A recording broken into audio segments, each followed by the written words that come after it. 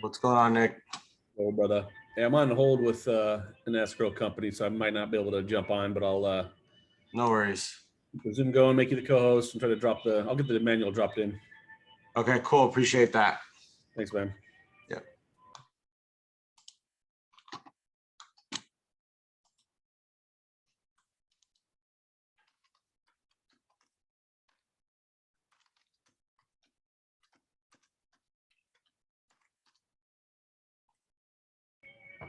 We had 18 on Tuesday, but I know there's a Quantum Leap going on right now too, so see what the attendance looks like.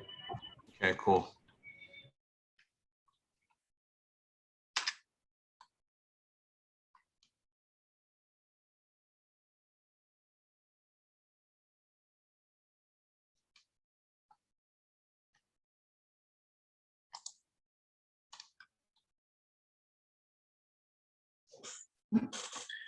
Good afternoon, Keller Williams. Marty Miller with Summit Property Group coming back to you with another command training video for Keller Williams on goals. Keller Williams just released the newest applet under the reports submenu and also here underneath our home screen of our actual goals, our goals versus our actual production, if you will. So when you first log in to KW Command, you'll see this on your home screen. If you have not set your goals, you can come in and click on Set Them Now.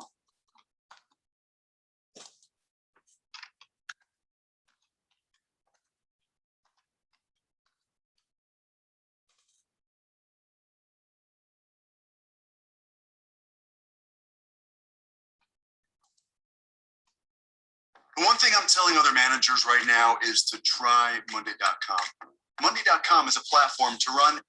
In this video, we're going to show you how to set your 2021 production goals. And then we're going to show you how to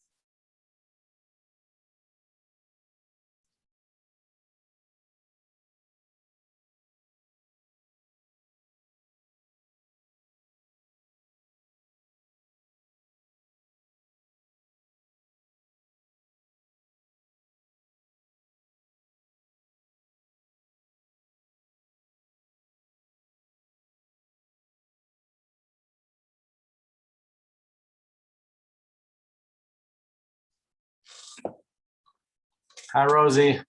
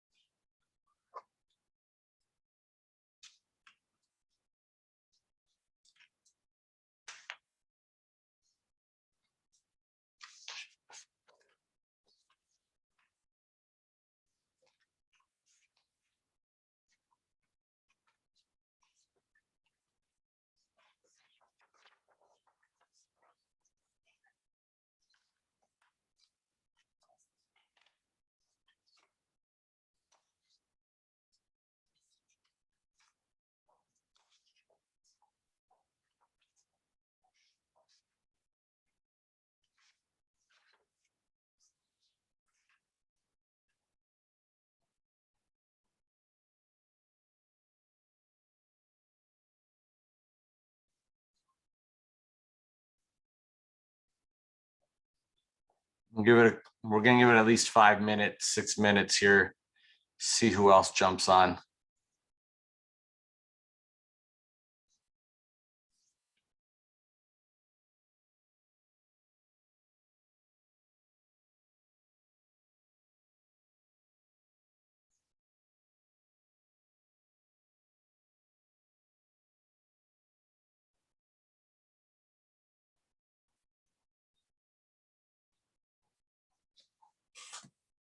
Hi, Jasmine. Thanks for joining us. Hi, how are you? Good.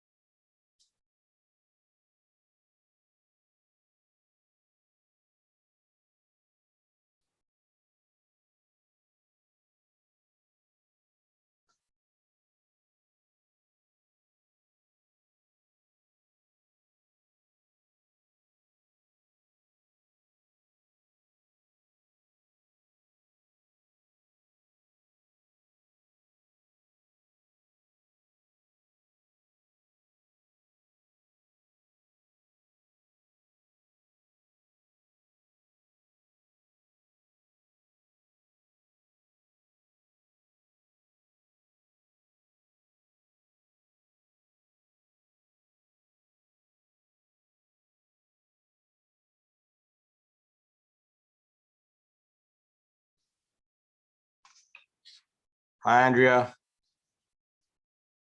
Hey, what's up? Welcome back. How you doing? Pretty good. Good, good. Hi, Jennifer, Haley. I sent Jen. Hi, good morning. Good. How you doing? You guys ready for today?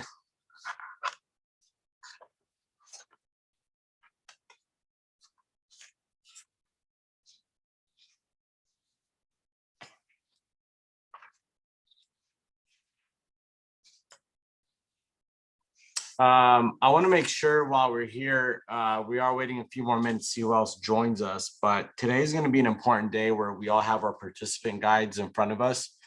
So let me see here if it's in the chat real quick.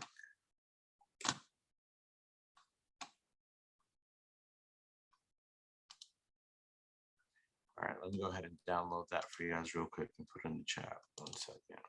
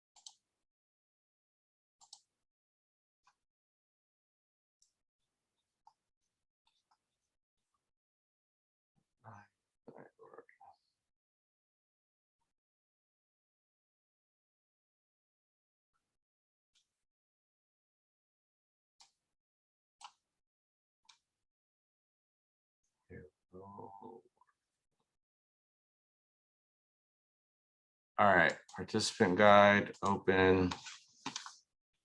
All right, I just loaded the participant guide for you guys. It'll be important that we follow along that guide today.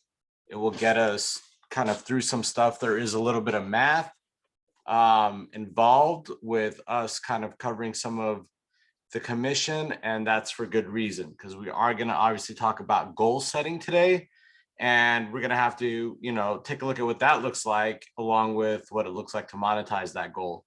So, you know, it's going to be light, but still it's easier for you guys to follow along. I'll have a screen up and some slides, but at the same time, your participant guide will give you some templates and stuff that you can follow along with, or at least have a pen and paper with you today as well, to kind of do your own numbers, right? And write your own, a few of your own things here. So it's, what is it? 10:04. We'll give it 1 more minute, see who else is here. And we'll go ahead and get started. Let me set up my slides while we're doing that.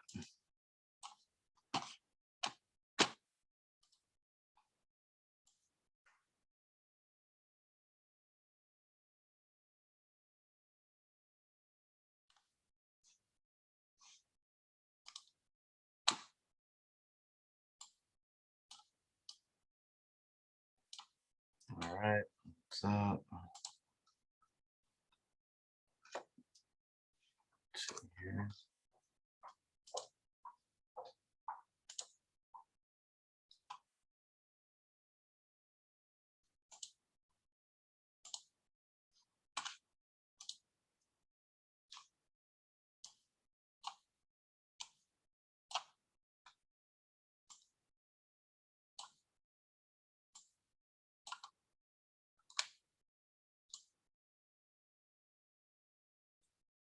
How's everybody doing? You guys getting some good stuff from Ignite? Anything pop out at you guys this last week or so?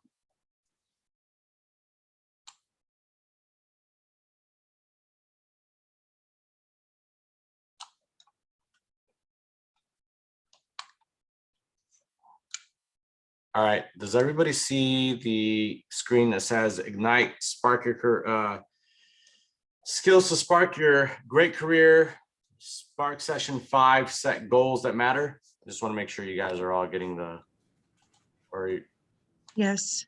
okay, perfect. Good morning. Yeah, thank you. All right, cool.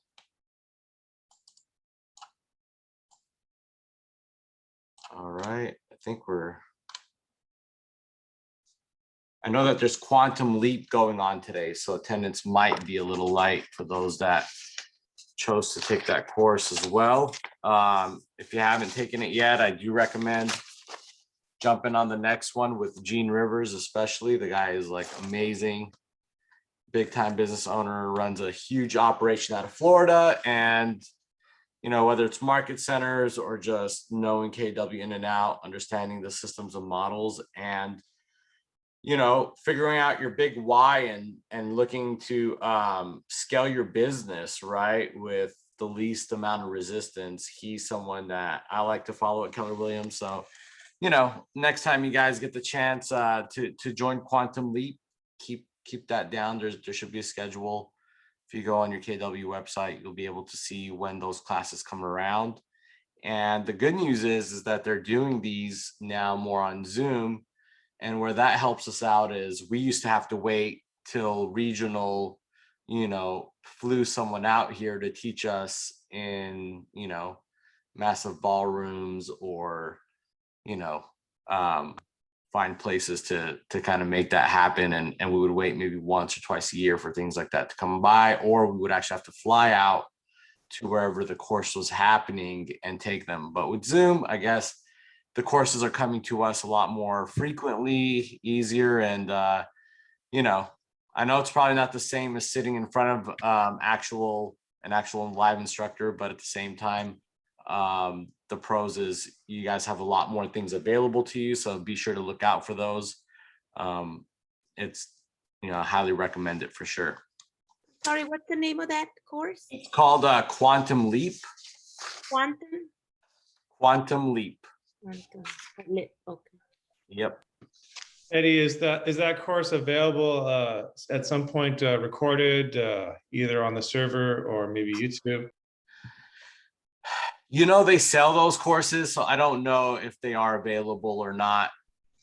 I'm sure there's sections, or I'm sure some are on YouTube. I'm sure you could find something somewhere. I don't know if they're uploading those Zooms though per class, because I think some people share certain things that take place in those classes, and I don't know what the rules are with actually like broadcasting that, right? It's not like an instructional or training video, it's more of a interaction training, right? So I can't imagine like if it was on, you know, recorded, that they would have the whole thing just for people's, you know, privacy or participation in it.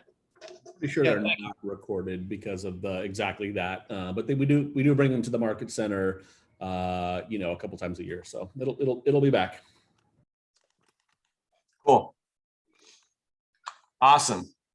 So we're gonna go ahead and get started, and I do want to start, you know, to get a feel of how things are going for you guys now that you've been in Ignite here. We're in session number 5. And I want everybody to take just a few minutes and kind of look at what they got out out of the course so far.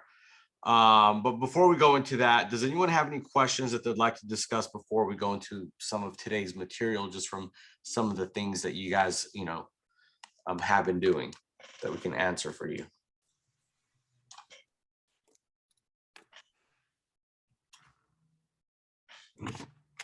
Nothing? Great. And then who would like to share kind of what they've learned already through this journey?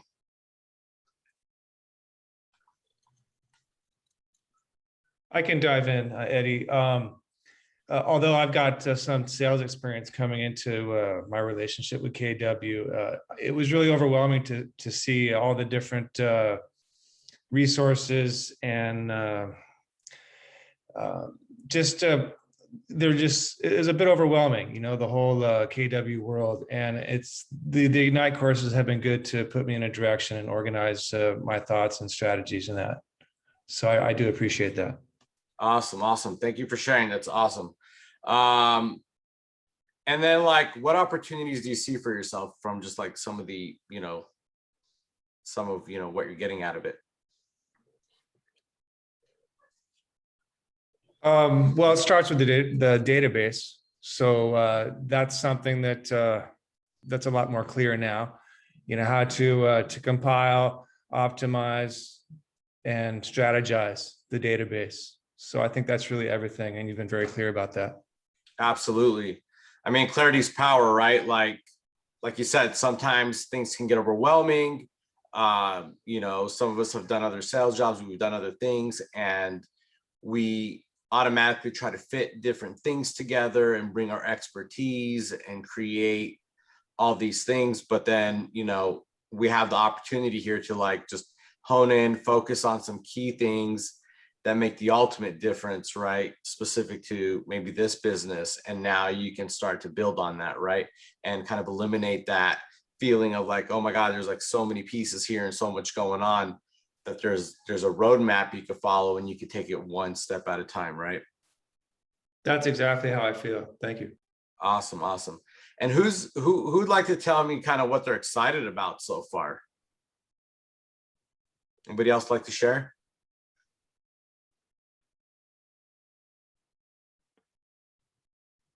I'm excited. I'm taking these courses. Are you excited about anything you've learned so far through the courses? It's like whomever spoke before. I don't know. I didn't get his name. I feel the same way. It's just so much to learn. But then as I'm taking these courses, it's like, oh my gosh, it's like giving you a sense of direction. That's how I feel. Right. Awesome. Thank you for sharing that, Rosie. Much appreciated. Okay, let's go ahead and get started. So obviously we know that there is no success to real estate, as many, you guys probably hear us say that every time, and that's for a reason. You know what I mean? Like there's no secret to being successful. It's just, success leaves clues. And the idea here is to follow a model and do what successful agents do every single day. And today we're going to grow on the two areas of business that we primarily focus on. And that's one is growth, and the other is how we run the business, right? And today we're going to be focusing on the growth side with, of course, we're continuing the journey here on lead generate for buyers and sellers. And in terms of running the business, we're going to be doing a little bit of setting goals and attend training and get coaching, right? So what's cool about that is you guys are here and you're already, in this training, inherently getting coaching. So kudos to you guys for doing that, right? We're going to work on every day and how we lead generate with the buyers and sellers. And finally, we're going to get what we're looking to get here, not just setting goals for our business, but looking at what those goals look like in the bigger picture and what that looks like in our life settings, right? So as I said earlier, it's going to be very important for us to follow along. I don't know if you guys downloaded the participant guide. If you do, go ahead and pop that up. I think it's really important to follow, get you guys kind of grounded with a lot of what we're covering here today, okay? So let's go ahead and get started. So So today's going to be a fun day, right? We're going to have a few things going. We're going to set some meaningful goals, okay? And we're going to cover a few things in there, and we're going to talk about how you're going to run your business. That's going to probably be more or less congruent with those goals, and how you and we're going to use that to achieve the goals, right? And to do that, we're going to ask some big questions, right? And one of those questions is, where do you want to go?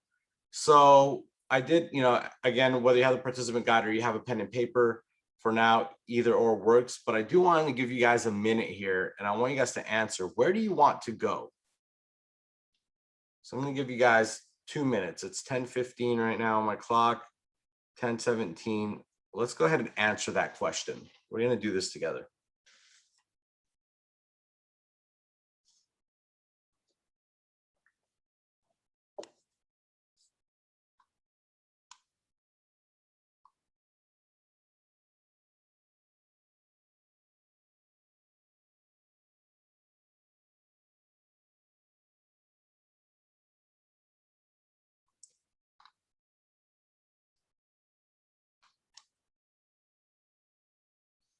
And those that are kind of struggling with where do you want to go, this pertains to something that, is important to you, right? Where do you see yourself 5 years, 3 years, 1 year? And I know that, I'm only giving you 2 minutes. So I just want you to start just kind of like getting this idea of like, okay, like, so, what does that look like for you?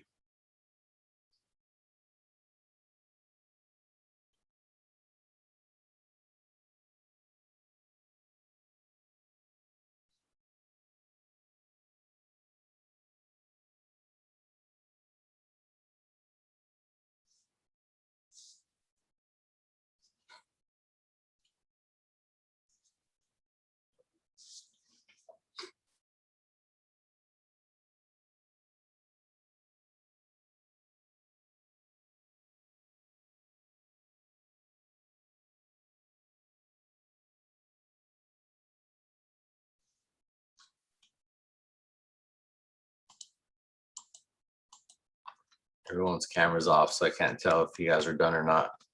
So if you guys are done, just let me know.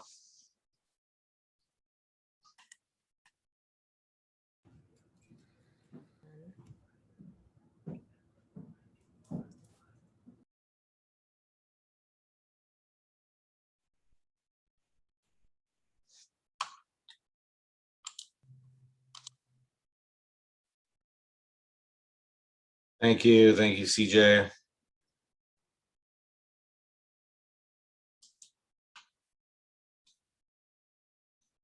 All right, it's 10:17. So I'm going to give you guys another question now. What's your motivation, right? So you thought about maybe where you look like, what it would look like for you in your life 5 years, 3 years, or even 1 year from now. Now, like, what would your motivation to getting to that vision, right? So I'm going to give you guys another minute to answer that question.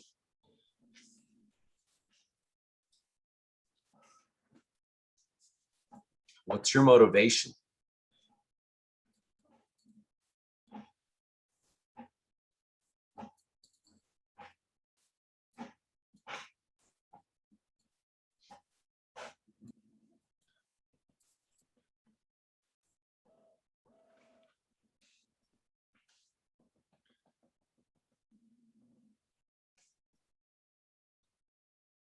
Motivation could be a lot of things. It could be parents, kids, family, money. Usually it's more things that you care about. It's less of the material stuff. Being healthy.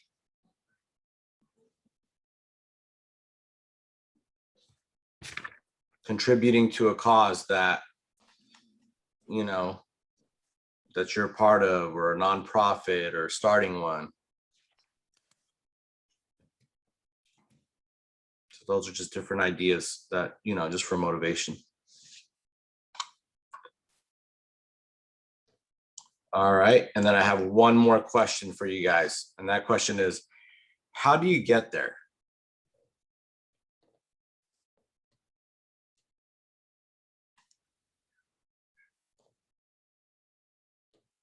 How do you get there?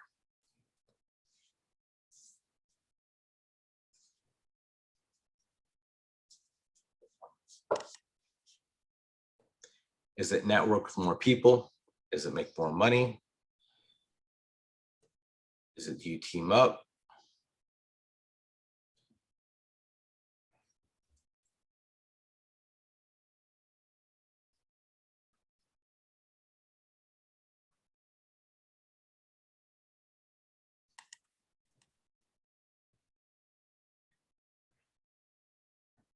And all these things, guys, as we're like thinking and writing through, you know, it's tied to something you really care about. And it'll have a real effect in your life, right? Where it's achievable. Where you truly feel that you can make it happen. Like that connection is going to typically be there. Like there's something there that's like, we'll make this happen. This is going to be life changing. And it's obviously something you care about because whatever it is, it's kind of speaking to you, right? And you might be right now trying to think about it, but there's probably something in your thinking that's already just showing up on its own, right?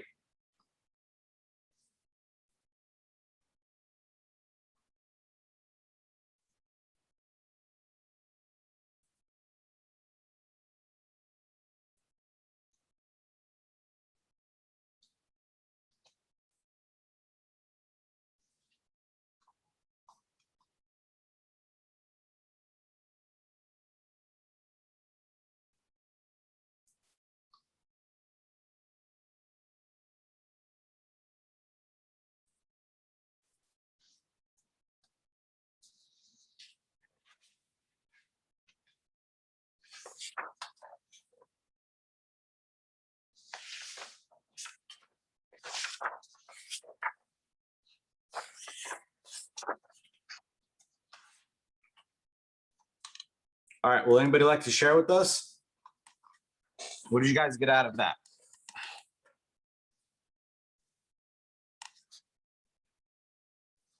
I mean, you don't have to share exactly what's there, but you know, what came up for you as you were answering those questions?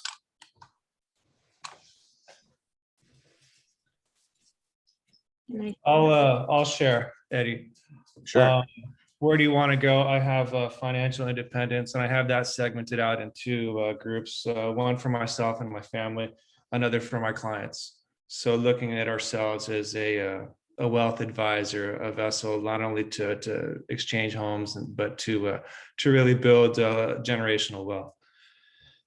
Number two would be to have recognition as a trusted advisor in this area. So be considered kind of a go-to in my community for these kinds of activities.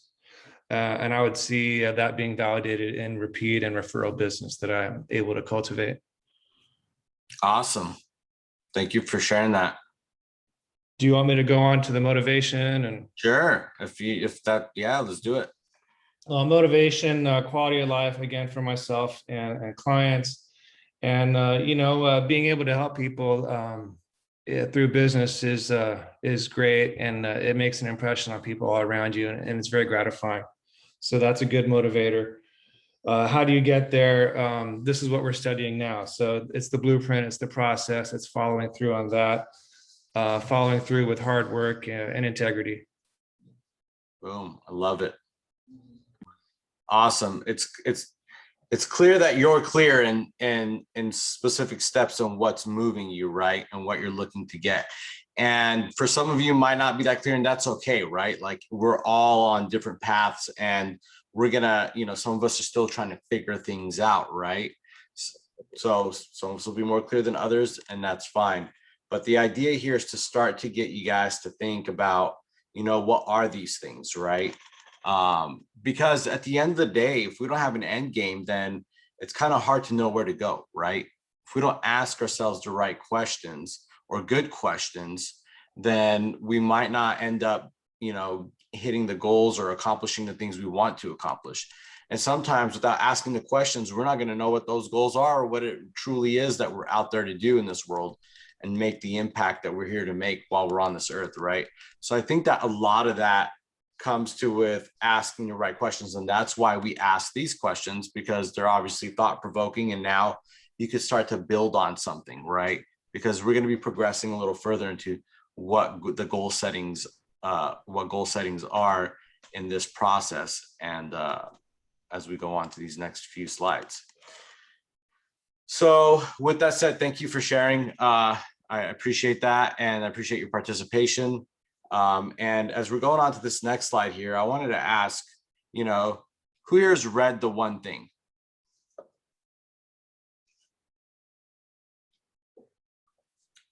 If you haven't read The One Thing, I'll tell you guys this. It's one of the most phenomenal books I ever read.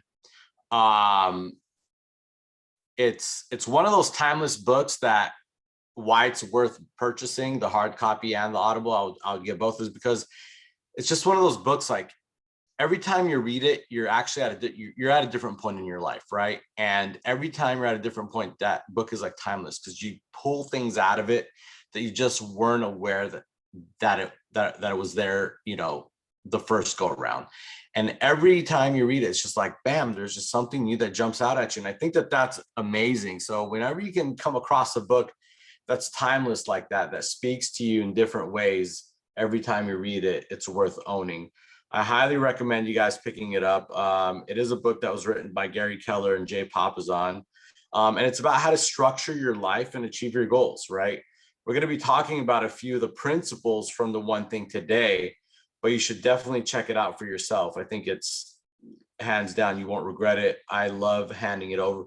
I know it might sound boring, but honestly, I give it to all of my cousins and family members as gifts on Christmas, just like an extra bonus thing. I just hand that book around because, you know, everybody that does get the opportunity to read it does get so much out of it. So if you have not gone through that, pick it up. And the best part about it too is it's not just a book. Being here at Keller Williams, we obviously have a lot of their resources, but the onething.com also has like these business planning templates and all these Word documents and Excel documents that you could put goals and whether it's financial or whether it's, you know, things you want to achieve. And it has all these systems to tie that stuff in together. So it's a huge resource. It's pretty awesome. Now, I do want to move on to the slide here. This is a slide. It's a quote out of The One Thing. And who would like to read that quote?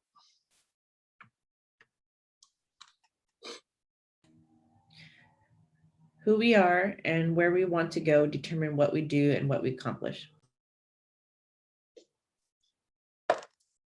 Right. Who we are and where we want to go determine what we do and what we accomplish. Now, thinking about this quote, why is this important to set goals?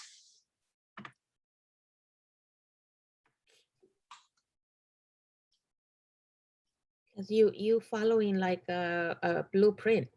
You're not all over the place. So you aiming you aiming. So Yep. you going towards that goal. That's right. Anybody else? Any other perspectives on that?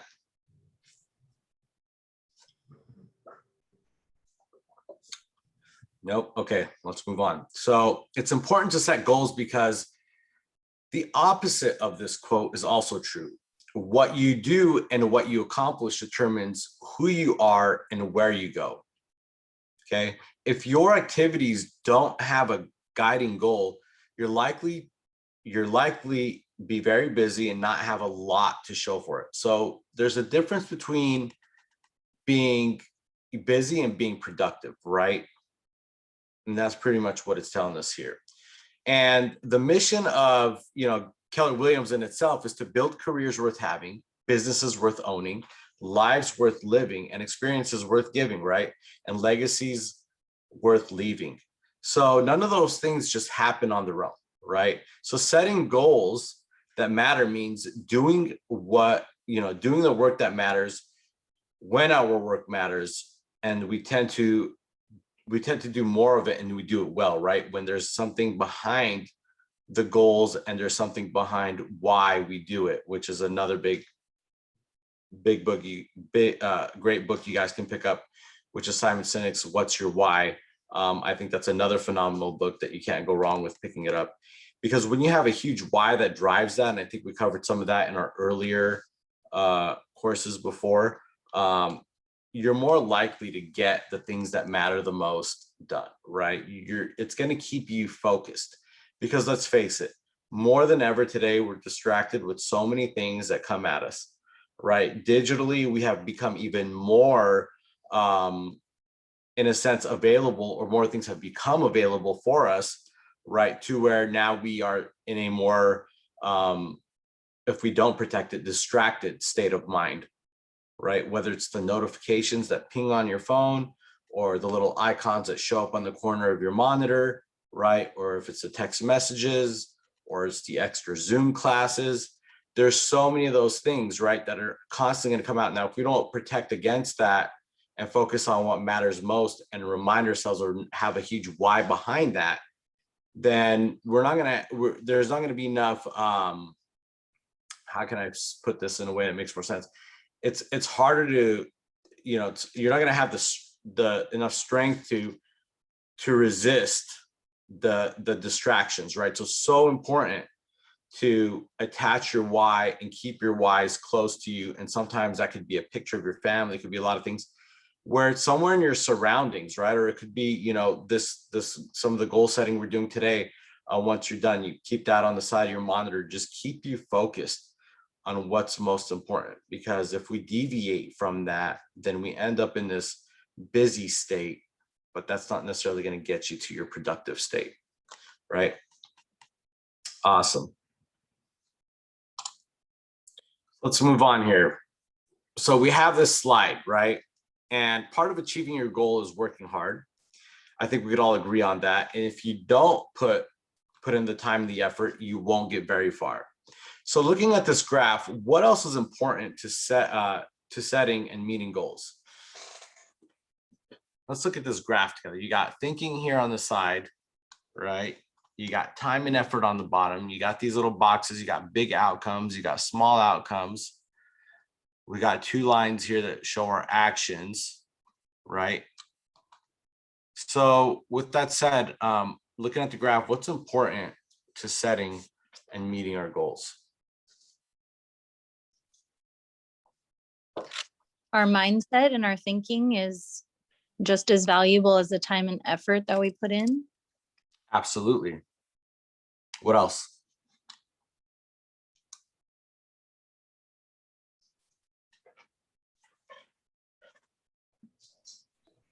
Good planning. Yep, that too. So all that and thinking big, right? We did say thinking, but thinking big is another one, right? We want to, we want to have all those things. And when we think small, right, we can have smaller outcomes. But how do we know if we're thinking big or small, right? So you don't get big outcomes from thinking small. So when we talk about thinking here, we're talking about thinking big when setting your goals and thinking big on how to reach your goals, okay? Now you have to ask, what are you doing, right? How do you do it? Who are you doing it with? These are answers that can limit your outcome or they can propel you forward, okay? So I want to give you guys just a moment to think about those questions. I'm going to give them to you right now. And those questions were, what are you doing first and foremost? How do you do it? And who are you doing it with? You see, you can use those three questions anytime you're setting any kind of goal, or you already might have a goal that you're working on now. And if you ask yourself those three outcomes, you might find an answer in there. And that answer is either going to give you it's going to give you two directions. One is it propelling you forward or is it pulling you back? Who are you doing it with? Are you partnered up with somebody right now that's been weighing you down? Or are you partnered up with someone that's moving you forward? What are you doing? Are you doing the busy activities every day in real estate? Or are you doing the productive activities every day in real estate? Right? And how do you do it, right? Or I said, which one did I say? What are you doing? How do you do it? And who are you doing it with?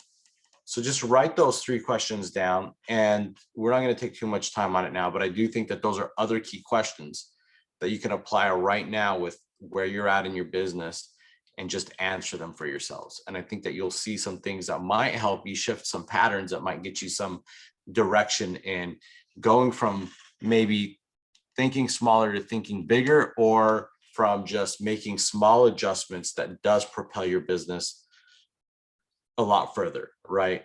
And I always say this, I'm always looking for the small changes that I can make that's going to produce the big results on the back end. And sometimes we're just that small pivot away from just blowing the roof off, right? We just don't see it. And so it's important to check in and see what that looks like. Cool. All right. Thank you guys for sharing in that segment. I think that that slide right there shows a lot. And I think it also pushes us to think like, our thinking really does limit where we are, or it can move us where we want to go. And then surrounding ourselves with the right people is also another opportunity for us to look at, right? So when we look at what, how, and who, if we look at this slide here,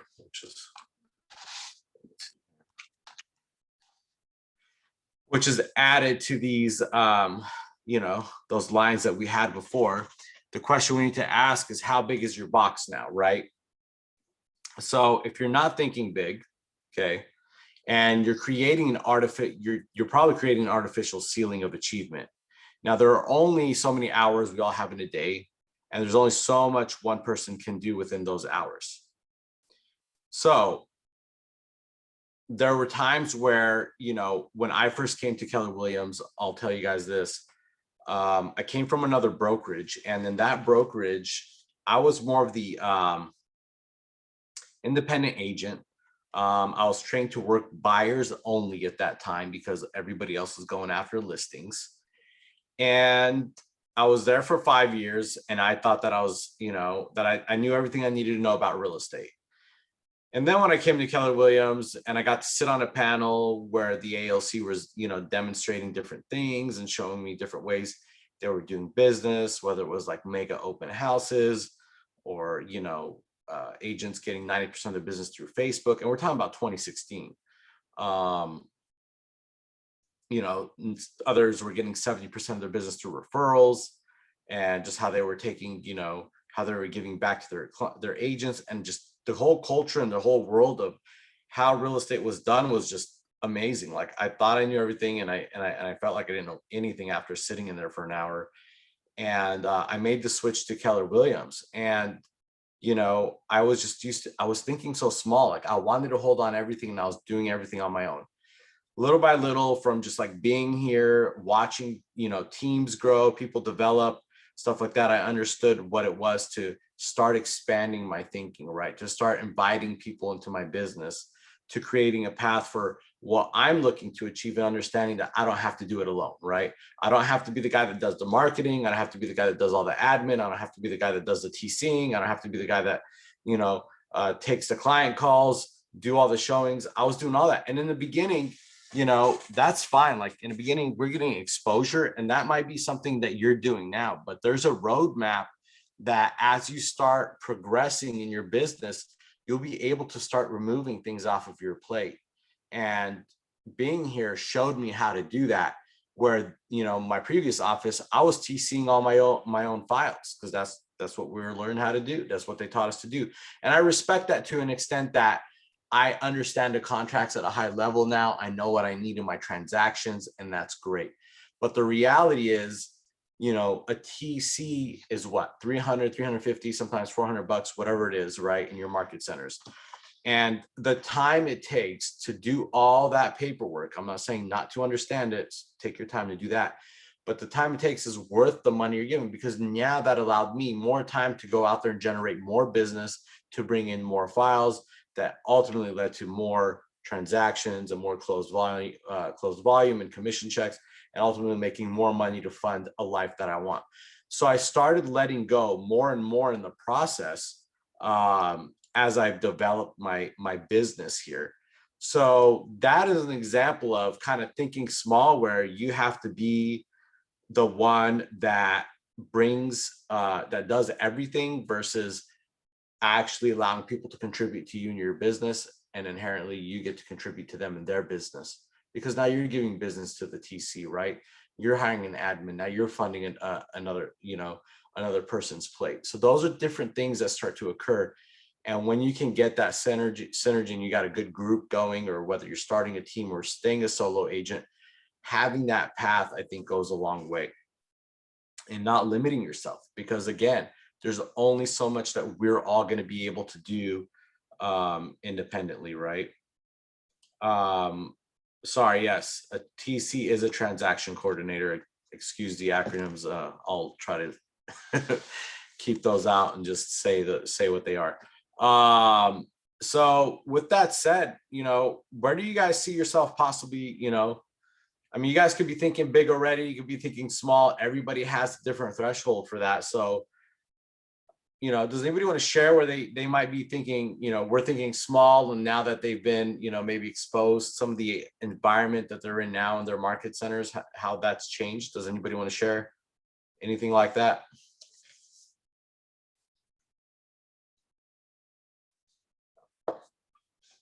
Maybe some of you came into real estate and said, you know what, I'll be happy making $60K a year. That's not a lot. It's not a little. I mean, it's all different for someone else. It's just what matters to you. But maybe you figured out by now that $60K a year can be, anywhere between 3 to 4 transactions. And now knowing that's still your goal, right?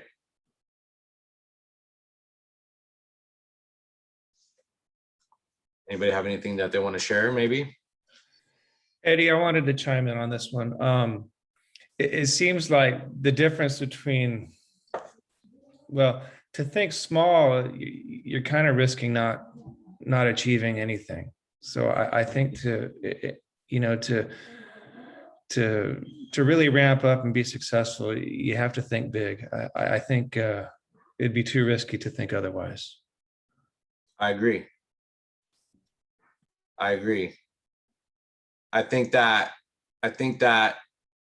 by shooting big, right, even if you get to 50% of your goals, right, you still might be achieving a lot more than, trying to achieve 100% of your goal thinking small, right?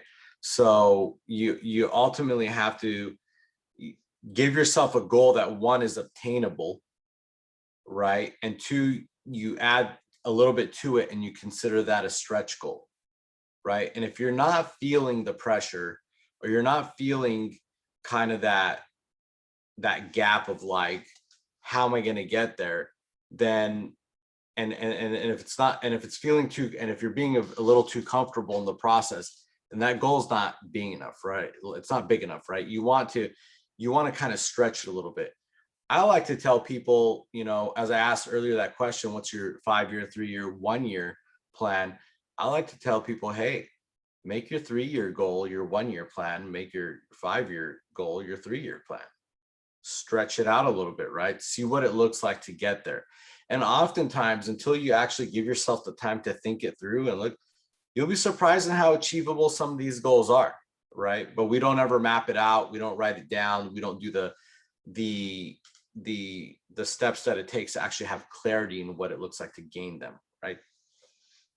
So many new agents limit themselves right away, right? Maybe they don't call their sphere or and just hope like, business is going to show up one day in their lap and just kind of be that agent that waits for business to come to them. Maybe they're not systematic, right, about lead generating. Maybe they refuse to learn scripts and they just end up kind of taking things little by little, and they think that throughout time that things will eventually start to work for them. And the reality is, yeah, that can work throughout time and experience from, practicing on enough clients instead of practicing with other agents that might increase your skill level to get you where you want to. It might, all those things can develop over time, but how long do you want to wait? I always tell people, like, you don't want to repeat your first year over and over again for the next 20 years. Like, make sure you have a way to measure where you're building your business, right? Where you know that you have a marker where every year you're achieving a new high. And sometimes it looks pretty flat, but at the end of the day, as long as it's kind of making small gains, it will hit a point to where you get the hockey stick effect and it skyrockets. But the goal is to start to think big, right? Get clear on your goals, and then just start taking it a step at a time, but make sure that year over year, you're implementing and you're adding something new that's giving you some growth. And again, in the beginning, it might look a little slower, but nonetheless, progress is progress, gains are gains, and eventually the right thing will click, and then at least you're moving along. So, most of the agents don't stay in business because they don't treat it as business. They go through a burnout stage, and they're not seeing the return that they want with their time over effort. So we go back to our time over effort, right? Those actions. The longer you just have time swing by and your efforts stay small, right? It's just so much harder to maintain in the business and stay in it, right? So much just like an airplane, uses 80%, or I don't know what the percentage is, but a majority of its percentage of its fuel on takeoff, right? And then it kind of coasts the rest of the way. And that's kind of what your business is right now.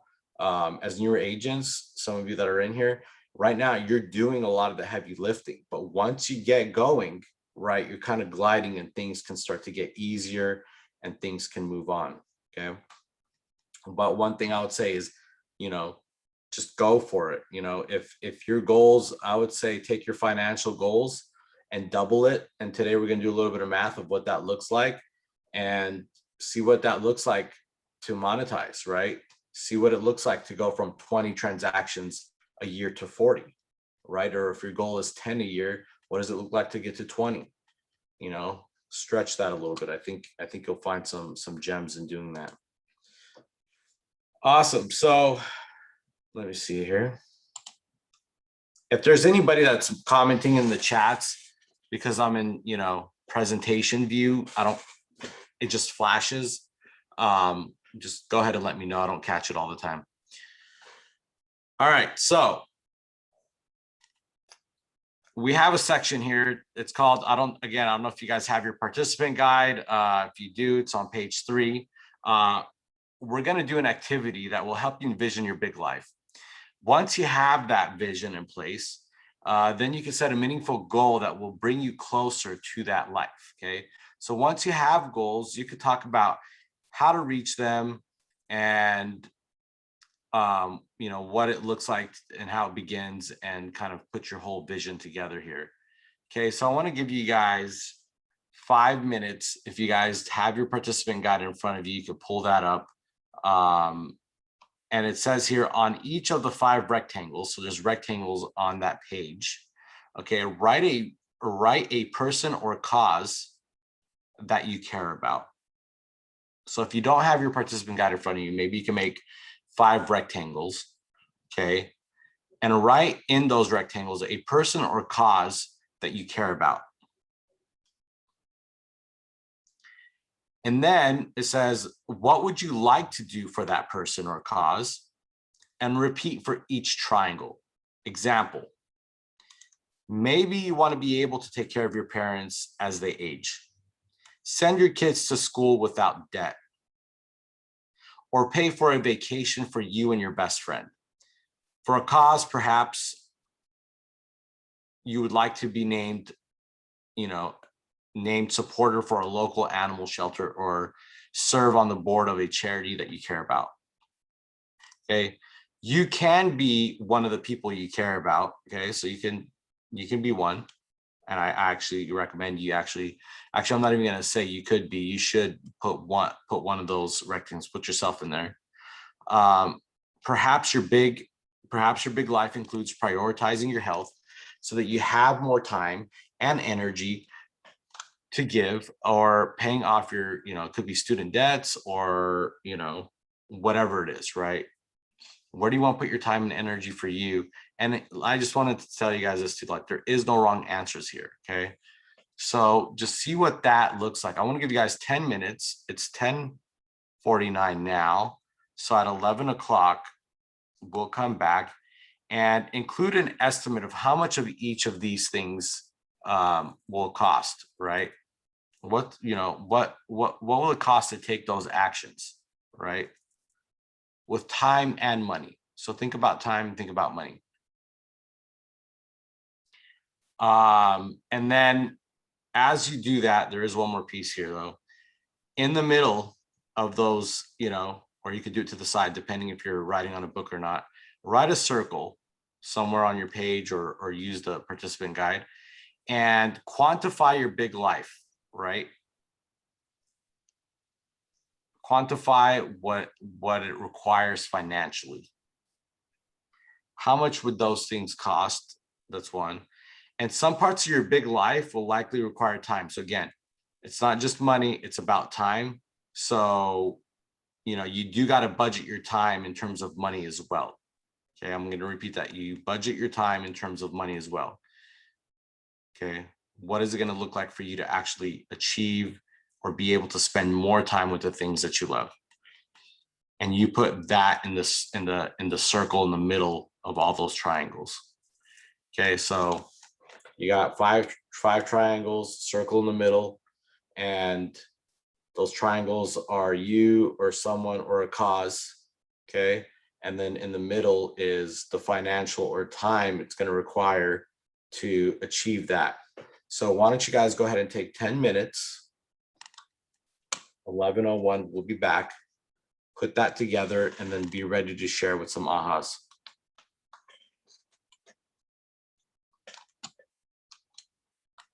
Any questions?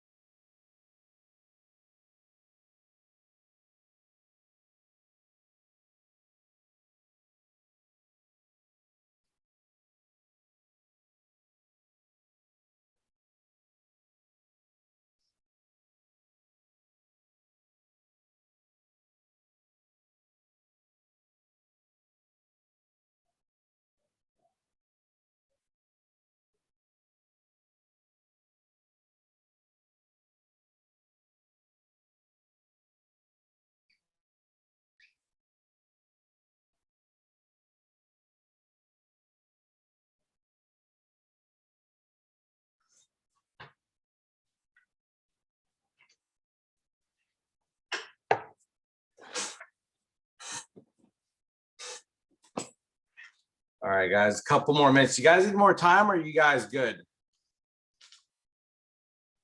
Good. Awesome. So anybody want to share some ahas that they got from doing this exercise?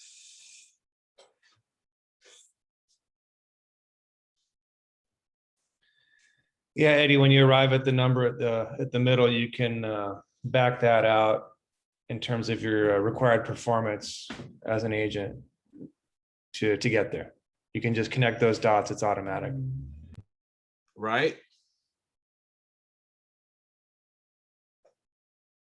I mean, there's all kinds of ways of setting goals, right?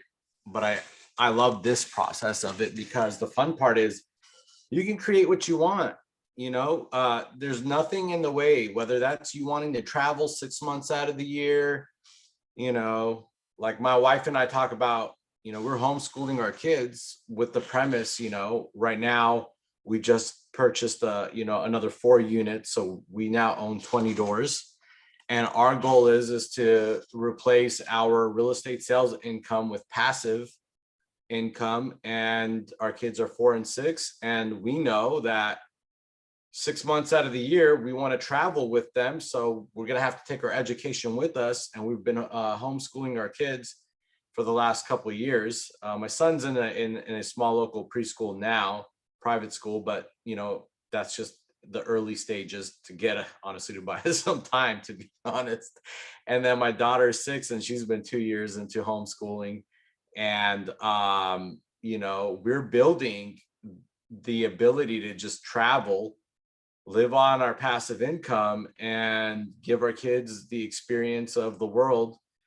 And that's like something that we're, you know, looking at. And we looked at that and we said, well, what is it going to look like, and how much is, you know, would something like that cost? And you know, and then you got to factor in, where do we want to live, and what would our mortgage look like, and how fast would it take for us to remove that, and all these other things. So you guys can take this. I know I gave you, you know, probably around 10 minutes or less, but I really encourage you guys to take this and just expand your mind, and don't put any limits on what it is that you're out there to get, because you're all deserving of it. You just, you know, sometimes things shape us and keep us thinking much smaller than, you know, from where we really want to be. And I think that when we could start peeling back the layers and truly think this through and remove anything that's, you know, any limiting belief or anything that limits you from thinking you can't achieve a financial goal, and just allow yourself the space to just go all out, you'll be surprised that what you write down is actually probably going to be more achievable than you can imagine, especially in our industry.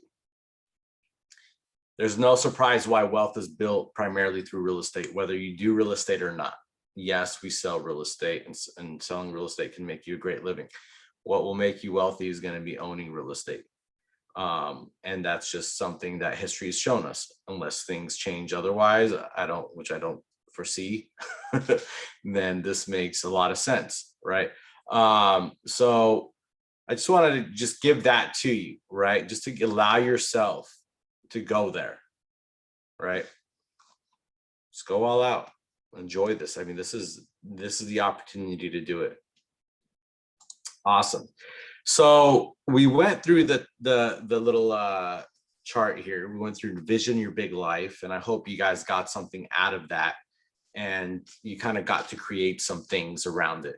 Whether you understand that, you know, we can remove the limiting beliefs and understand that there's, you know, time limitations and money, and that there are ways to get around that and build on that, and to expand and to leverage, and not to think small and think big, and just combining all that to create what it is that you're out there to create. Now, once we kind of got some clarity around a few of our rectangles and found out, you know, what that dollar amount in the middle is, we're going to look at what does that translate in terms of just like generating money, right? And funding that. Right now, let's quantify what that looks like. So the next step here we're going to go into is understanding our goal. Let me move my next step here. All right, so now we have a vision, right? And a goal. And then we're going to look at what it means to achieve that goal through real estate. Okay.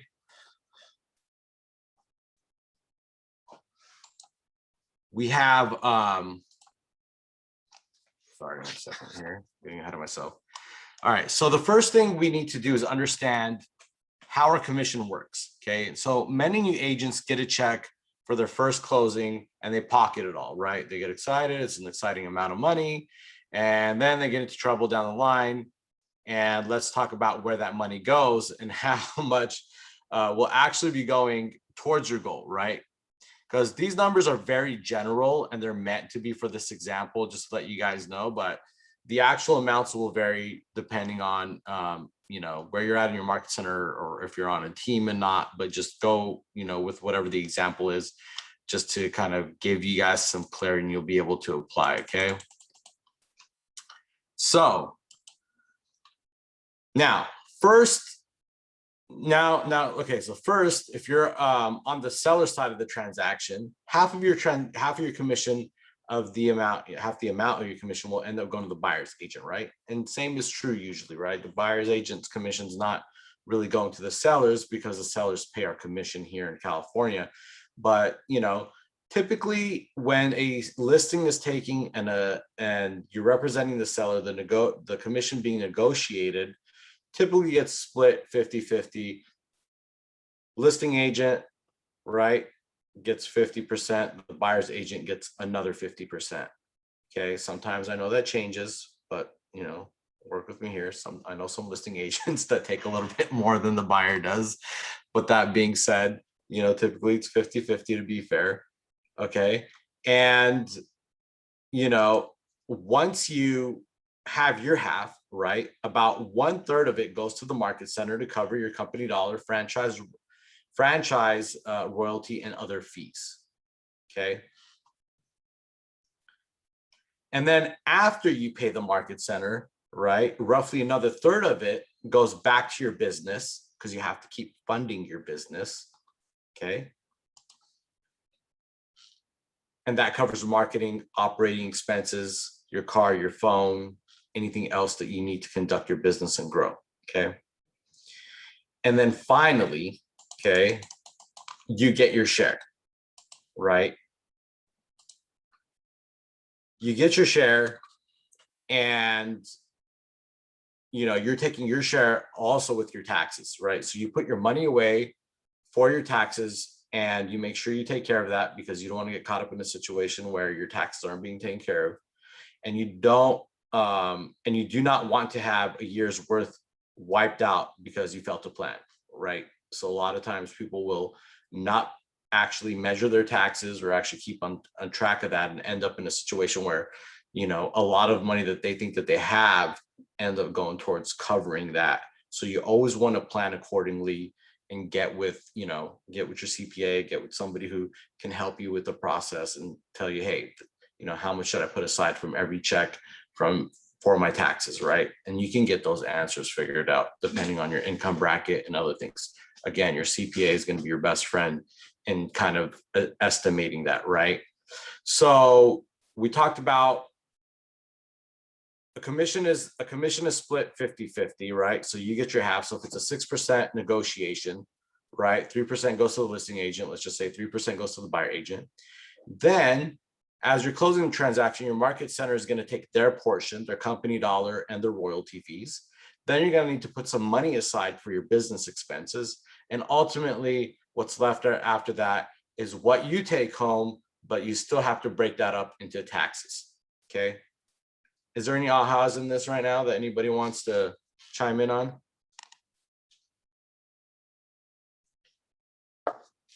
Maybe you guys never thought about it in this way, right? We have a little visual here that's splitting up $1, essentially what, 1, 2, 3, 4 ways, right?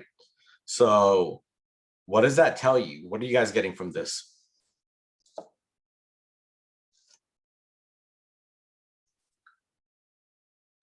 Or is everybody kind of just taking their checks and or running with it? You gotta manage your finances. You got to manage your finances, right? So when we're managing our finances, we need to make sure that we're covering these things. And if you follow the MREA, there is the budget model, right? And it does show us how we should be, 40% profit. Typically that's the range. If you can get it more, great. 40% profit, 30% operating cost, and 30% cost of sale, right?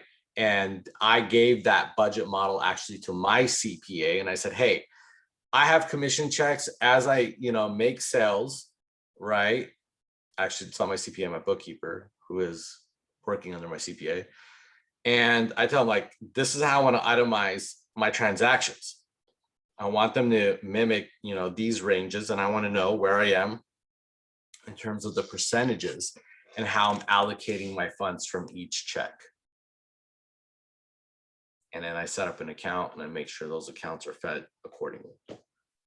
Or you can read the Profit First book, which is another huge book I highly recommend. That's an amazing way to set up your financial system. But again, that's a whole other story. But there's ways for you guys, right now, I just want to expose you guys that we often get these big checks and we think that that money is just available for us.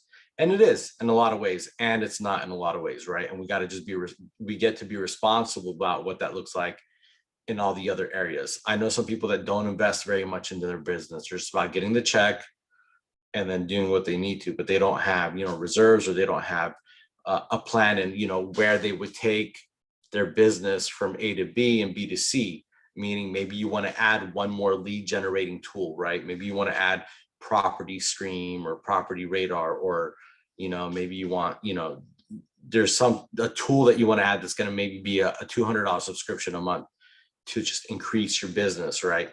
Like, planning that is huge. So you want to think about those things, right? Having a plan where you're at, where you want to go, understanding that, and then setting aside the money to actually get there. So you're just not kind of depleting funds all the time. It's a big deal. All right, we're going to go ahead and get real about this. So over here, I have a average cost of sale, which typically, I think Cerrito, it's not necessarily based on your local area, but it could be based on your market center, and based on where those agents are closing deals, right? Maybe some of you are in Long Beach, some in La Mirada, I'm here at Cerritos. Different agents will cover different things, will cover different areas, right? LA, Orange County in general, sometimes even a little further out. So the average sales here in Cerritos, based on where agents do business, is 575. I'm not exactly sure for Long Beach what that number is, but I rounded it off to 600,000 just to make things kind of just round and simple, right? So here we have an average sale price of 600,000, and your average gross commission at 3% of 600,000 is $18,000, right? So that's what these are. The objective here in this activity is to get, real about what our numbers really look like. Now, you can take those numbers if you wanted, if you've been in business long enough or you're doing transactions now, you can start to figure out what your average sales price is from all the, from whatever sales you've already did, and kind of put your own numbers in there. But this is just for you guys to kind of get an idea of what it looks like.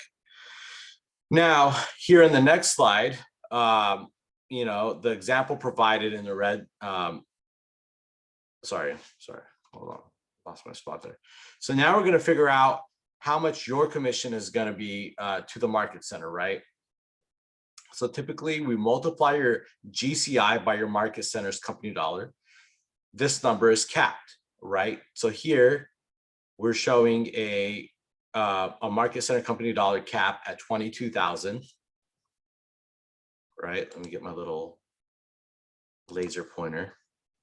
So we got a $22,000 cap, okay?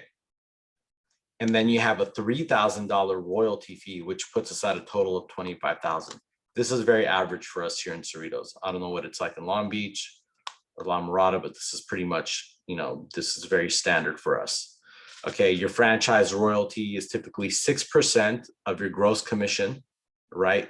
So if we use our last example here, where we took 6% of,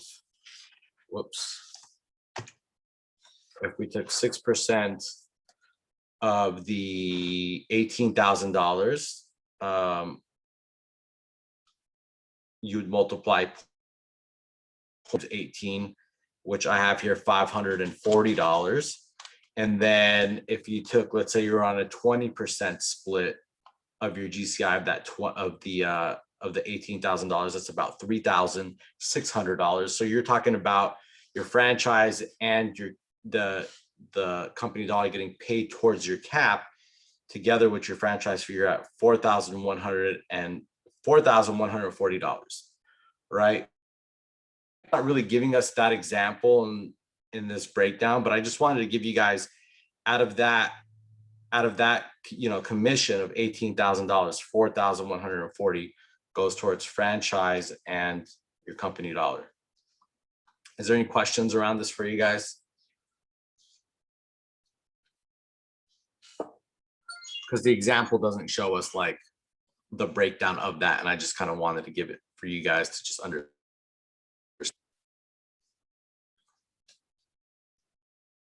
All right.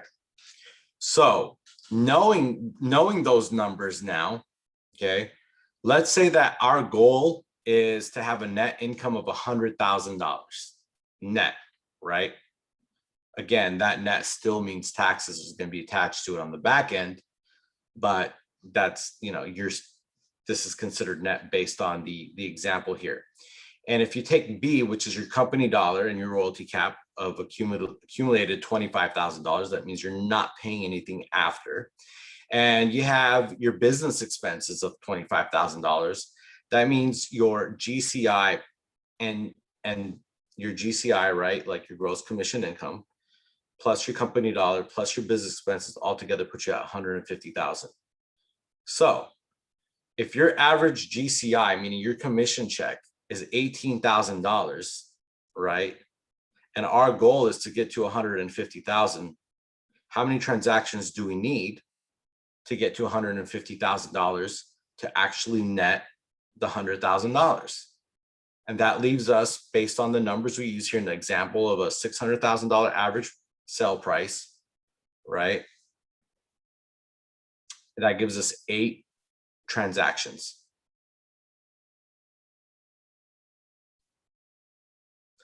Now, I know that I just went through a bunch of numbers and you guys are probably like, what are you talking about? But this pretty much really makes things pretty clear here. You have a goal that you need to make, that you want to take home.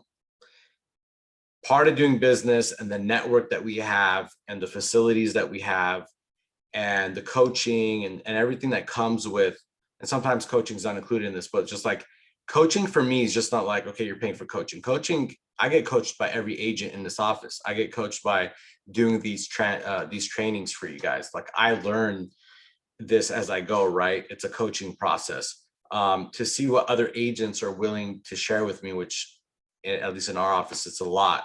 Everybody shares everything.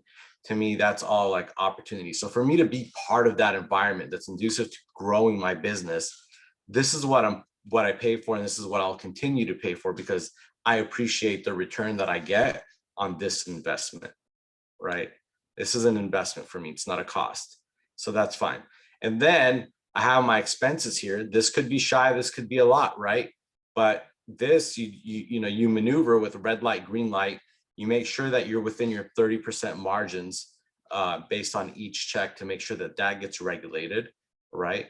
And if you start generating more business, then guess what? You can expand that, which ultimately should expand your business. For every dollar you spend in expenses, you should get $3 back. I'll repeat that. For every dollar that you spend in expenses, you should get $3 back. Whether that's a hire, if you have a $30,000 salary that you're bringing on for an admin or 40,000, they should be worth 3 times that amount. So that's just like a little rule of thumb that we use. And then once we get an idea, we're not just saying, okay, cool, I want to make 100,000. I have 100,000 in GCI, I'm good. No, we got to make 150,000 in GCI for us to make our 100,000. So we got to build these guys in. And then once we take our average commission, then boom, we have an idea like, wow, okay, so if my average check is $18,000 a transaction and I close 8 transactions, that's going to get me to my 150,000. Right? And do you guys think you can hit 8 transactions a year? I hope so. I know you can. It's just a matter of, are you gonna focus on it or are you not? That's the only, that's, what you focus on expands. Those of you that did bold will know that that stands true, and that's where we go back to like goal setting and knowing your why and being focused on those dollar productive activities and not just being busy, because this business is really good at keeping everyone busy.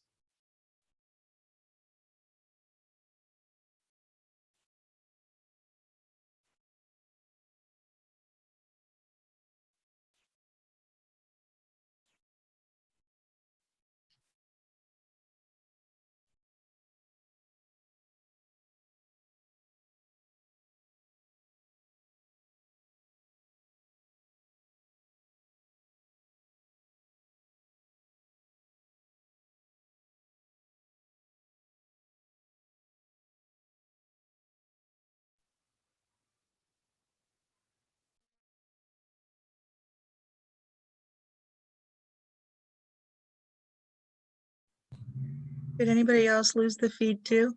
Yeah. Okay.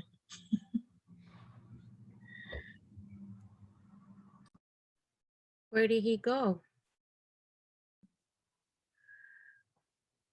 I don't know. Thought it was just me. Me too. Those numbers, you scare them off.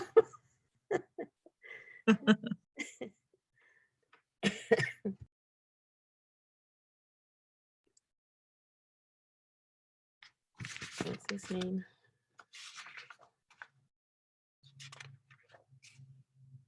Eddie.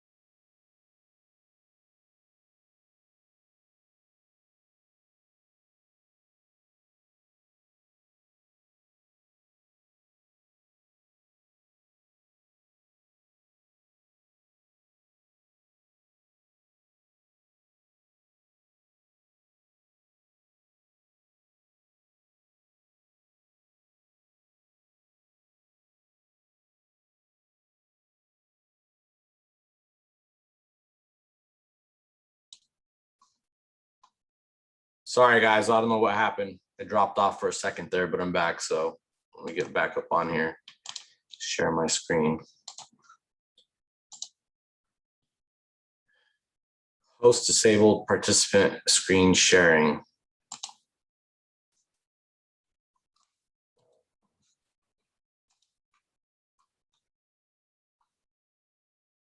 Nick, are you there? All right, hold on 1 second, guys. Stay on with me.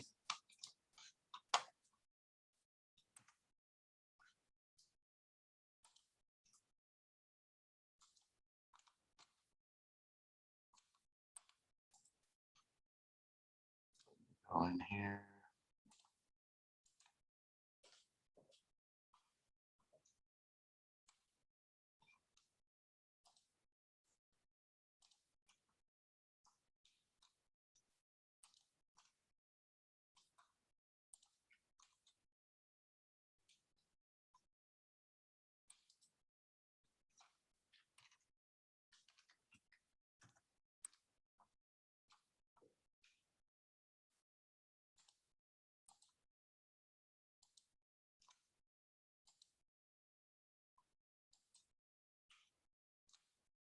Sorry, guys. I got to try to get back to host access here from Nick.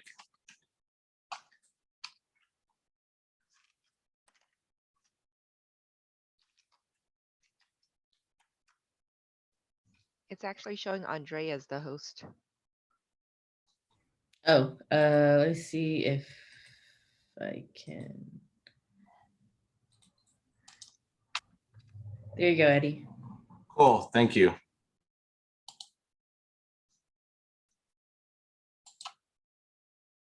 All right. Awesome. Okay. So you guys kind of get that, this whole little sheet here. If you have any questions, again, you can, call me, contact your coach, and they'll go over that with you.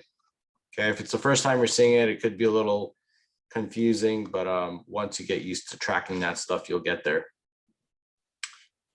All right. So on our next, so there's another step here, and I think Can I say something? sure. On that slide that you have up, isn't it the company dollar royalty cap? Isn't it, it was added on here on the 100,000 on the net income goal. It's 100,000, right? And then B is 25 and C is 25. Isn't that a deduction?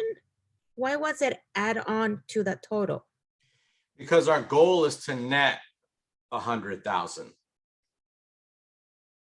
So in reality, you have to do 150 in order to net 100. Correct. Ah, I see. You're not going to net the full amount of your check for tax reasons, royalty reasons, franchise fees, E&O, Right. your expenses, maybe your office expense, your car payment, your phone.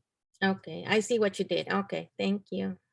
So you want to walk away with that 100,000. You don't want it 100,000 plus, and then you're deducting 50, which leaves you with a net of 50,000, right? Okay, I see. Okay. So in C though, does that already have the calculations for like the estimated 30% tax? Because shouldn't it be more than No, 25K? tax is not included in your business expenses. So you should actually add in an extra 30 grand if you want to really bring home 100. Yeah, if you're at a 30% tax bracket, then you would consider that, yeah.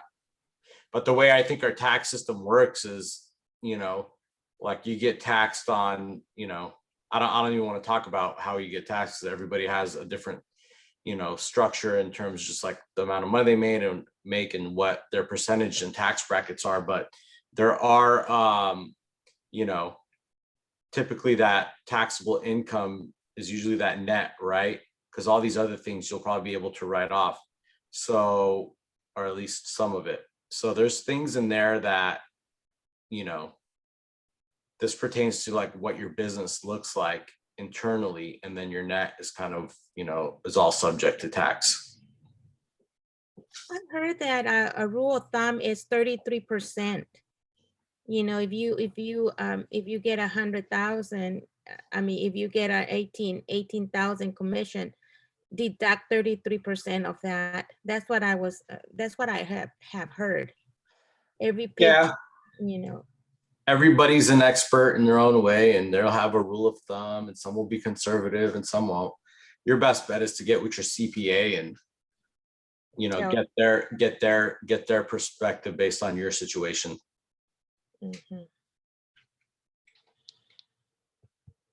Yep. I have a tax account, so I'll put money aside in there. Sometimes it's less, sometimes it's more, but it's all pretty much estimated until it's all said and done in your filing. But your CPA will be able to give you a more clear estimate. But I would say, set up an account so that when you deposit a check that you take a percentage and you put it in that tax account. And maybe you might even want to put that tax account in a separate bank that you're not usually, or is not as accessible to get to, so that when you take that money out, you just transfer it to that account, and then that's it. It's out of sight, out of mind. You're not looking at it.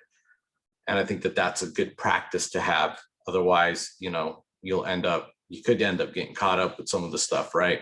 So you just want to be careful with that, because your checks relatively in our price points, especially with the way prices have been lately, all agents have gotten a price, they all got a raise. Let's just get real with that. Like a lot of agents got a raise because all these prices have gone up through the roof, and we get a percentage of those. We're getting a higher percentage of those sales prices, right? At least for those that are still, negotiating the proper commissions per cell and not wavering on that. So just keep that in mind, that the net based on the example here and what, this tells us, it's not including your taxes. So yeah. So maybe that needs, if you want to add taxes to that, you got to, consider what does that look like? Maybe you do add another 30, right? To that 150. Now it's like 180. So number B is pretty accurate then, right? It's always 25 That depends, right? on your I don't know. The reality is, Keller Williams is changing some of their structures. There's a lot of competition out there doing a lot of different things. So some people might be at a 22 cap. I know market centers that are at a 30,000 cap. So if you're on a team, that changes to, I think, 11,000 for being on a team. So over here, if you join a team, it's an $11,000 cap, but then your commission is split with that team as well, not just the market center. So you got to see where the value is for you. Sometimes it makes sense to put the money towards towards joining a team, right? You're going to be part of a system, a model that's already growing. You're going to learn much quicker. You'll probably end up getting more money in your pocket a little sooner, assuming that team is, moving in the right direction. And, as long as you put in your work and hold up your end of the bargain, some of these teams can get you that dollar. They'll guarantee you the money. They can do that. It's just a matter of, you holding up your end of the bargain. And if you're willing to give up that commission check, some of those teams will charge, it's a 50-50 split with those teams. But sometimes even at a 50-50 split, not are you learning, but you're actually making more money on a 50-50 split being part of a team than you would be as an individual agent, trying to make 100% of your split or 100% of your commission. So there's value in there, and you want to kind of see where that value lies for you. And as an individual agent, you have productivity coaches that should help you and get you moving in the right direction if you don't want to join a team, to where you do get to keep a lot of your commission, but then you are putting in a lot more of that sweat equity. You are wearing more of the hats. You're doing a lot of that work yourself, and that's fine too. So you just have to see where you value and how you want to go about your business. Cool. Any questions around that? How do you join a team? Great You have question. to go and prospect other agents? Yeah, so you join teams by interviewing with them. It's important that you don't just go see a team and that's the one you want to join. It's important to interview with them, see what their value proposition is. Kind of, are they general real estate and they're just SFRs and kind of do a little bit of everything and all that, or are they very specific to multi-units, right? Does this team like to target, specifically pre-foreclosure, distressed property? So every team has a value proposition, right? And you want to make sure that that's in alignment with what you want to do in your business. You want to make sure that that team is a good cultural fit for you, and they're going to make sure that you're a good cultural fit for them as well. So by interviewing, you give yourself the opportunity to see whether you should connect or not, or jump on that team. The best way to go about that is to interview with teams and to ask if they're hiring or not hiring, and see where that goes. And then talk to 2 or 3, understand the different structures they might have, and what they're really about, right? And see if it's a good fit. If it is, great. If not, then, you interview with somebody else who might be, right? Thank you. Yeah. Cool. All right. Awesome. Let's move on here. So our next slide here is about command. And as we established last week, some of us, maybe most of us, are not all on command. I know I'm not all the way in on it. I've transitioned things in it, but I don't utilize command as my primary CRM all the time. So for me, it's still not something that I'm in deep enough to give you guys all the details. But what I do have here is a video demonstrating, if you do use command, and how to go about setting your goals in it. And I'm going to go ahead and bring that up for you guys right now. And we'll go over that. Go ahead and share.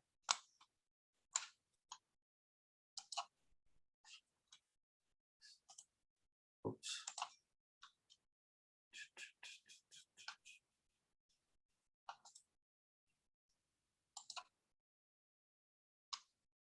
Let's do this.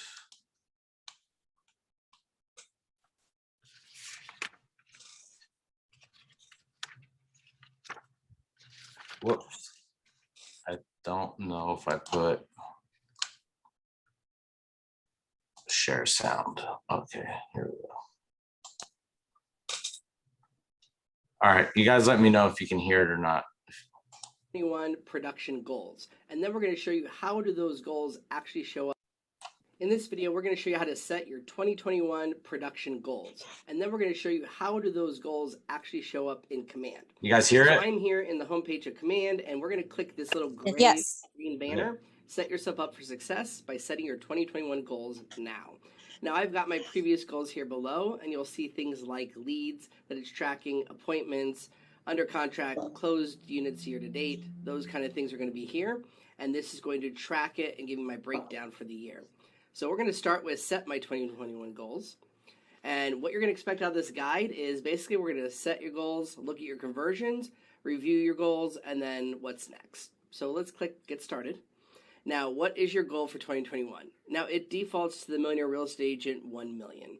However, that might be a bit much if you're starting out, if you're new. So I'm actually going to get rid of one of the zeros, and we're going to drop it down so that instead of it being $1 million, we're going to do $100,000.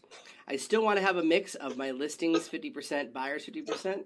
If I want to balance business, if you're a buyer's agent, just lower that down. If you're a listing agent, lower that down as well. I don't believe you can put 0, but at least go down to like 5%.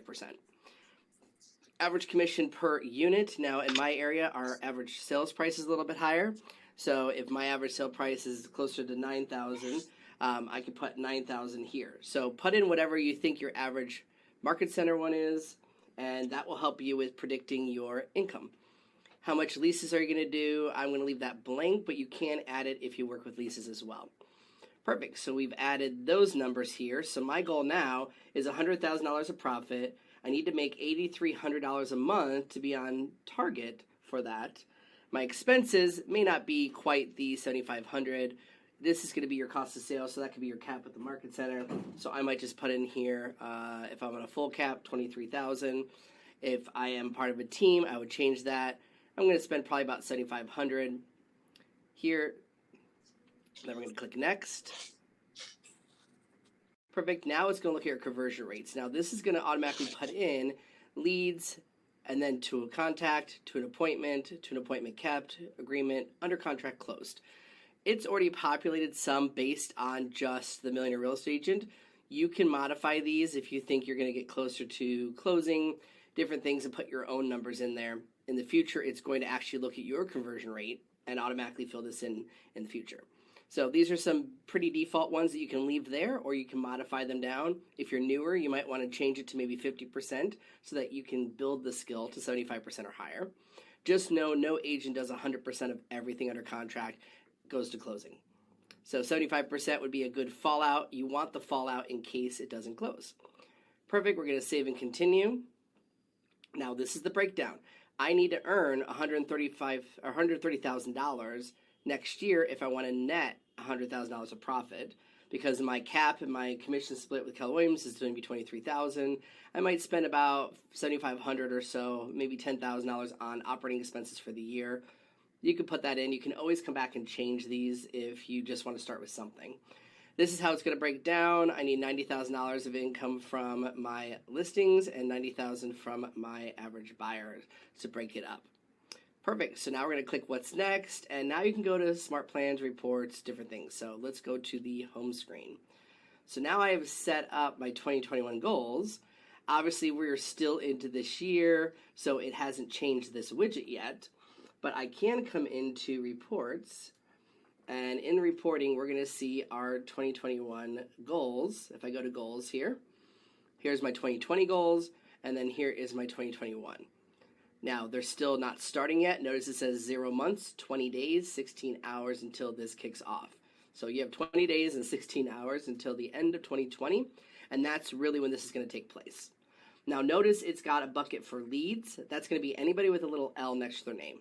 So when I was looking at my 2020 goals, I had 150 different leads that had come in that I'm working on. Now I have a bunch more as it does come in, but 164, that's my contacts. 632 were added year to date.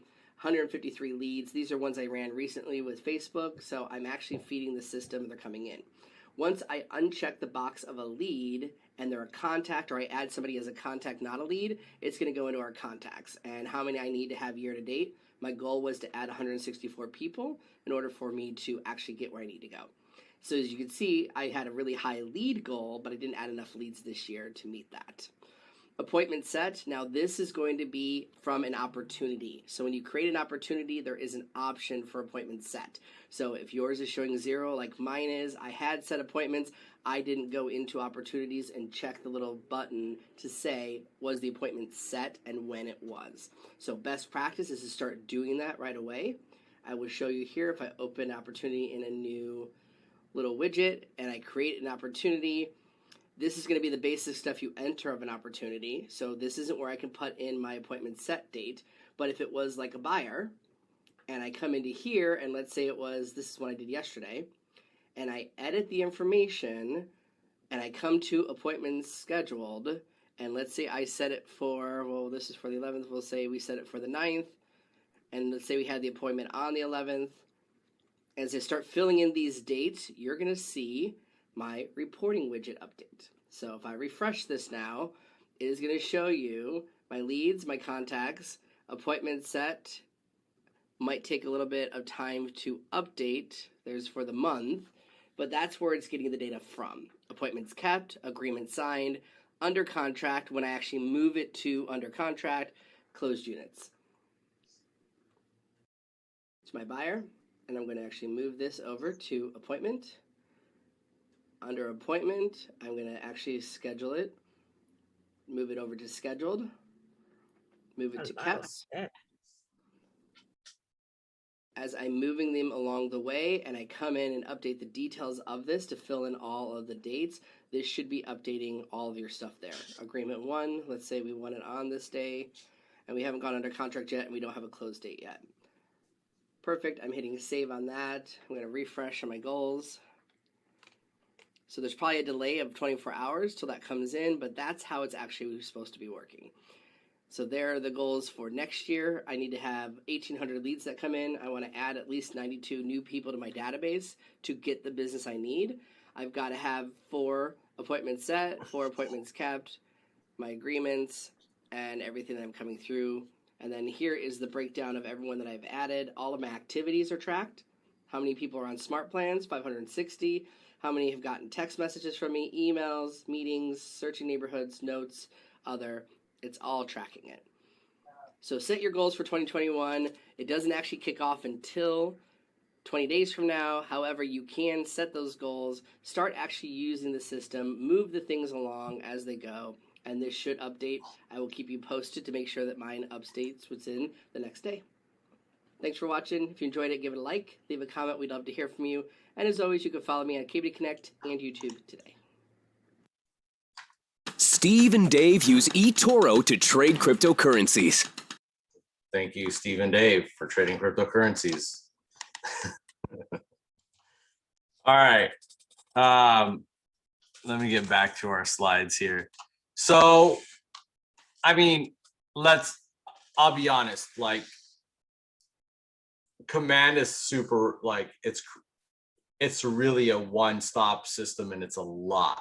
And I know that it's probably a lot of steps, but those are all steps that we should be tracking. Oftentimes we're tracking it through outside systems.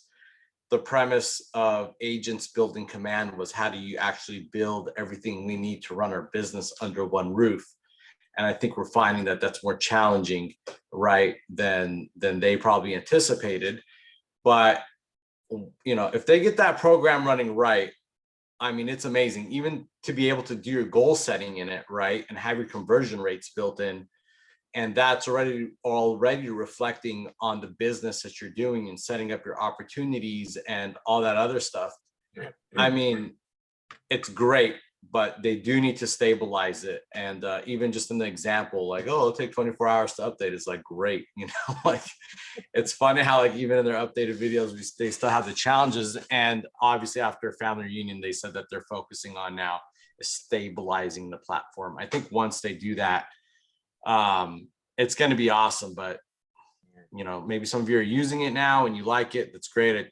I think it's a great platform. I just think there's certain things that just need to stabilize in it. But once they do, to have all that in there really does save you a lot of time to have, you know, everything all in one place, whether it's your lead gen can come out of there, or your drip campaigns, which, you know, what we're used to from just things of like Lines Desk.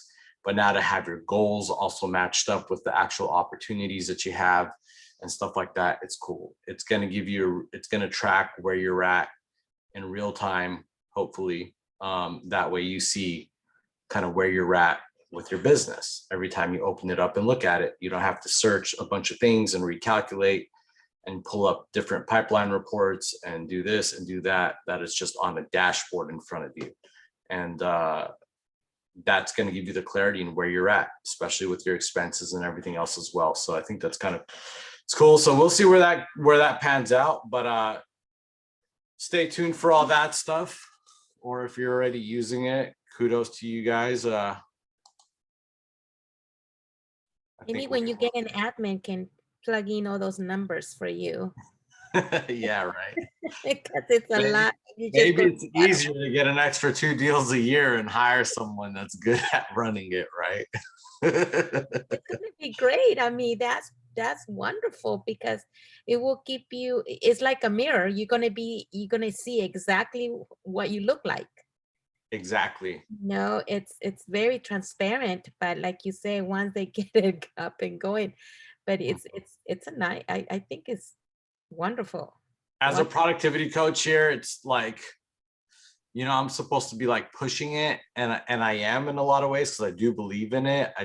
I'm just gonna also be real with you guys and tell you they need to stabilize it, and I think that that's what they're working on. I think they know that, and they'll get there. And once they do stabilize it, I do think it's going to be the CRM to be in, and I do think that you should start at minimum filling it up, getting things in there like the basics, contact stuff like that.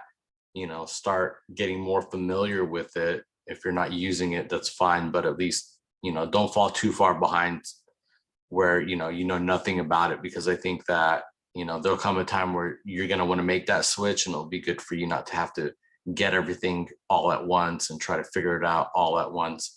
So transition yourselves into it slowly. I think once it gets to where it needs to go, it's going to be awesome.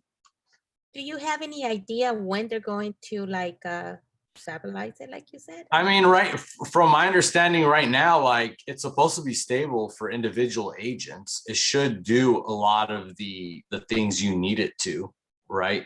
But it, you know, for teams, not so much from what I hear. But still, I think that there are some glitches that people are kind of just, you know, kind of hesitant to use.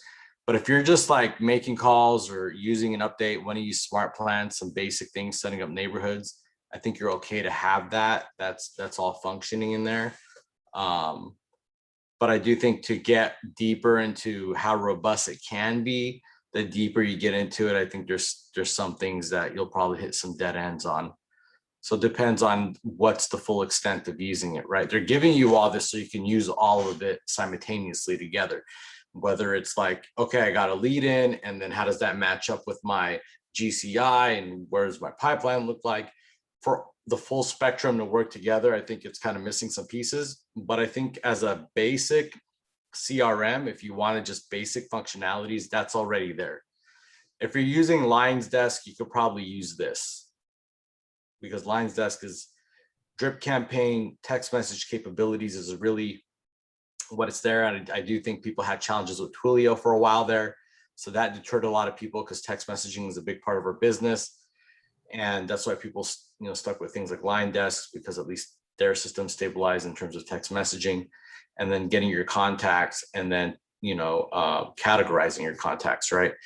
So to do those things now, I think you're pretty safe with it. But if you want to start getting, fancy with the whole other all the other things in there, the aspects that it carries, like the marketing side of it and some of the other things, I think that, it's something you're going to have to, I guess, spend the time and understanding and learning and getting that up and running.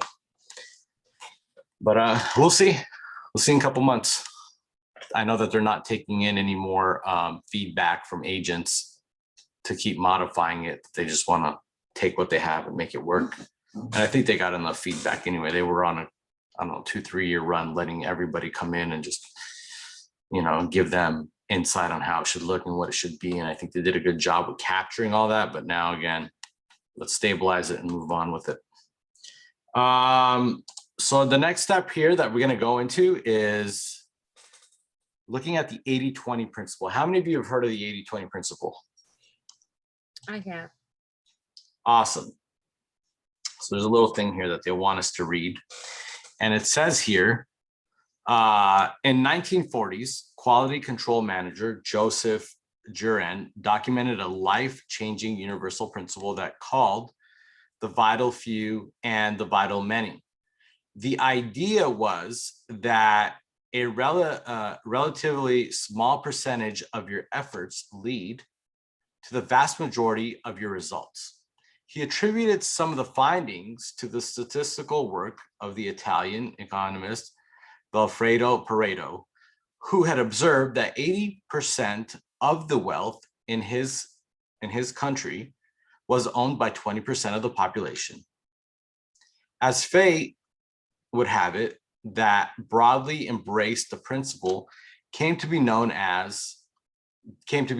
not as Juran's law, but Pareto's principle. These days, we simply call it the 80-20 principle. The idea that 20% of your actions lead to 80% of your results may be one of the most powerful principles you can apply to your life. It's about getting the most out of your time and your effort. It's about maximizing your results. It's about having focus. Now, with that being said, does anyone know what we mean when we say big rocks? Who's heard the term big rocks? I have. Okay, what do you know about big rocks? Do the hard stuff first. Okay. It could be hard stuff. What else? Money making activities. There'll be money-making activities. That's right. Okay. So if your day was a jar and you put in big rocks first, right, and you put your little rocks, right, sand, gravel, etc., in for, like, if you put that, okay, so let me break this down. So if you put the little things in first, right, you won't have room for the big rocks. So your big rocks are the most important activities of your day, and those of which that can't be skipped. Now, your little rocks are essentially distractions, right, or smaller tasks that may need to be done, but aren't going to get you where you want to go in terms of your goals. Okay. So if we have a jar and we're filling in the gravel and the rocks and all these little busy things first, we're not going to have room to fit the big rocks. So it's very important that we put the big rocks in first. So when we look at Pareto's principle here, the 20% that we're looking at, right, those are your big rocks, and those big rocks will produce 80% of your results. And this can work backwards too. If you're focusing on the little rocks and the sand and the gravel, 80% of your results is going to only produce 20%. 80% of your effort is going to produce 20% of the results that you're looking for. So this is a two-way street. So it's very important that we identify what are we looking at based on our daily activities, and are the tasks that we're doing every day our big rocks. You see, to get to our goals and to get to the big life that we funded and to get to those that big number that we got in the middle there, for us to actually execute on that, we have to focus on the big rocks. We have to identify the things that are going to get us there. Mortgage lending. Hey, I just wanted to. We have somebody's Rosie, is that you? I think you're unmuted. any possible loan scenarios that you would like me to run for you, I'd be more than happy to help you. Hello. Marlon, and you can call. All right, we'll keep it going. So it's extremely important that, you know, we identify those things so that we're not out here wasting our time with the busy work. Everything will resolve itself as long as you're doing the key activities that are going to grow your business and actually start to produce at the level that you want, right? So with that being said, right, with that being said, like, write down your tasks on what are your big rocks. I have in front of me a paper here, and essentially my big rocks are what the description of being a real estate agent is, right? Or a business owner, at least in our business, in our industry in real estate. And that is to lead generate, to lead follow up, to set appointments, to feed your database, right? Those are the key things that you should be doing day in. Those are my big rocks. When I do my time block and set up my calendars, I make sure that those times are protected, that I'm doing those key things. Because I know that if I'm lead generating and I'm lead following it, and I'm doing my lead follow-up and I'm setting my appointments and I'm feeding my database, those are the key activities. That's my 20%. If I do that every single day, guess what's going to happen to my business? Yeah, I got emails to respond to. Yeah, I got all these things. But if I'm not doing any of those, the emails I'm probably responding are not probably emails that are going to put, you know, things in perspective. They're probably not the emails that's going to eventually, you know, get me to my big why, right? And to fund the life that I'm looking to. So you want to make sure that you protect that. And eventually you focus on those things, right? You get to actually red light, green light your business, and you get to hire help to make sure that the things that maybe were falling through the cracks before no longer falling through the cracks, because now you have the affordability to bring someone on to help you with the small rocks, the task-oriented stuff, the busy work, right? So that's extremely key. Another way to identify your 20% is to ask the question that's central to the one thing, right? And if somebody wants to read that slide for me, that's essentially the question right there. Who wants to read it?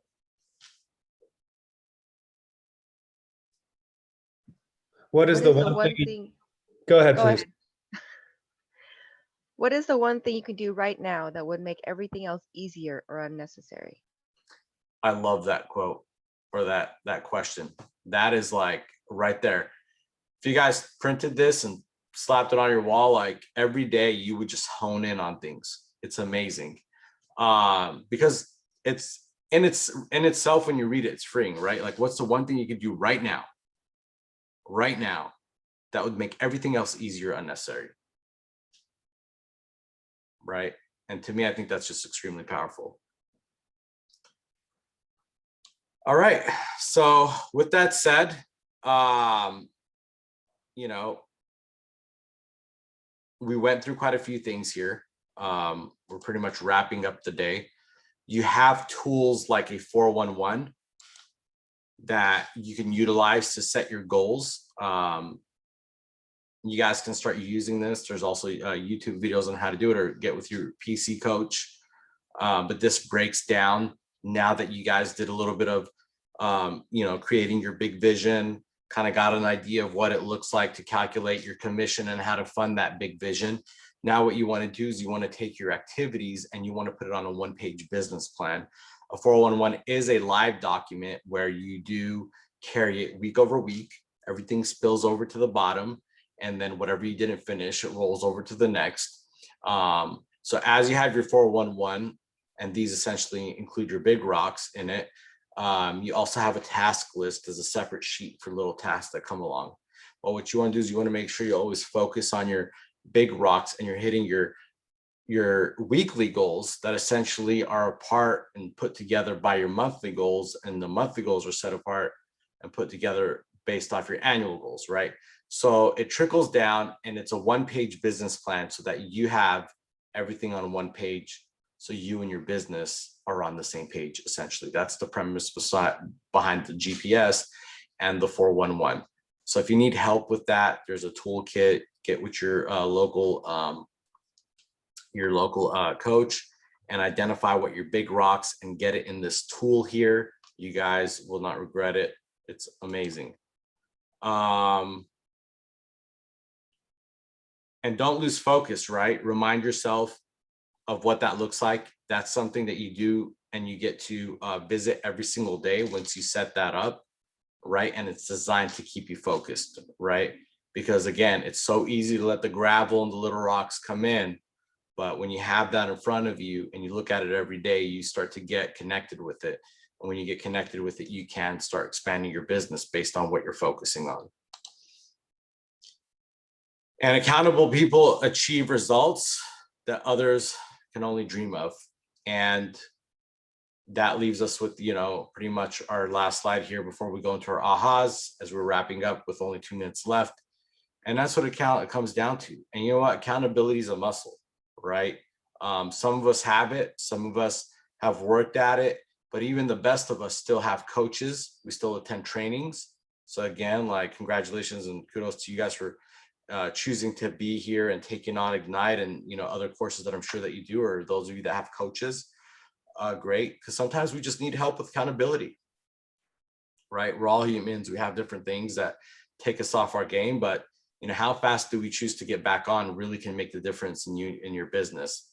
And having a structure in place like a coach or attending consistent trainings or trainings consistently does give you some of that accountability and at least keep you grounded in it. So, you know, whatever your goals are, make sure there's a structure in place that you have to keep you on track with it. Okay. That pretty much wraps up today. So does anybody have any ahas that they'd like to share as we wrap up here? Or anything that they got out of today's course? Thanks, Eddie. I'll jump in here. I appreciate that it's a great reminder to make the most of the time and to organize your time and to focus as much as you can. And these are good mechanisms to do that. Right. Absolutely. Anybody else?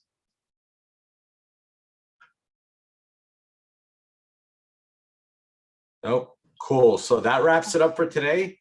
Again, I acknowledge you guys for being on today's call or Zoom, and I also acknowledge you guys for investing in yourselves and your business. So if you guys have any questions, feel free to reach out to me or your coach in your market center, and we'll see you guys tomorrow. Thank you. Thank you. Thank you. Thank you. Bye-bye.